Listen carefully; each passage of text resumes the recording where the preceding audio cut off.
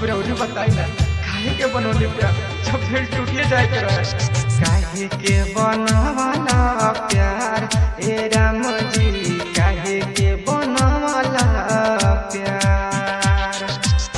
केहू न रहता ए कहीं गो दिल में, केहू न रहता ए कहीं गो दिल में, खाली होता वे बदनाम ए राम जी, काहे के बनवाला प्यार, काहे के बनवाला प्यार हे राम जी, काहे के बनवाला प्यार।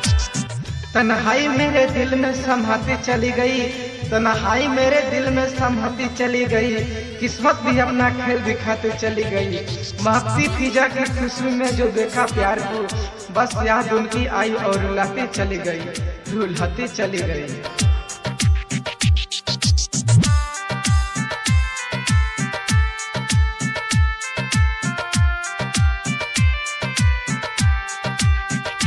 बड़ी लागता सुनो डरवा हो, केहू करी ना अब प्यारवा हो।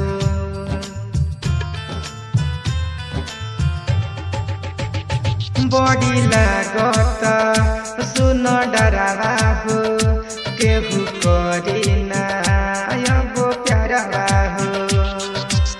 जेने जेने सुना दिलावे दुखाता, जेने जेने सुना दिलावे दुखाता, होता वे बड़ी खेलवाड़ तेरा मुझी, काहे के बनवाला प्यार, काहे के बनवाला प्यार तेरा मुझी, काहे के बनवाला प्यार।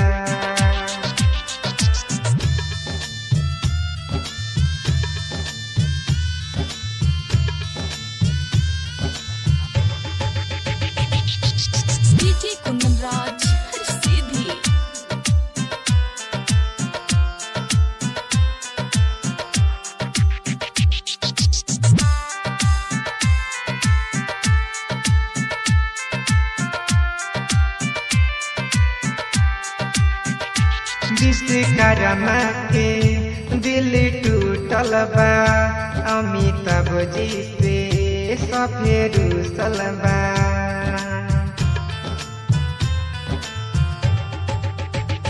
विश्वकर्मा के दिल टूटल बा, अमिताभ जी से सफे रूसल बा। शंभु दीवाना लूट गइल बा, सौरभ रोशन से सब छूट गइल बा। इहे बाया करी विचार तेरा मुझी, काहे के बनवाला प्यार।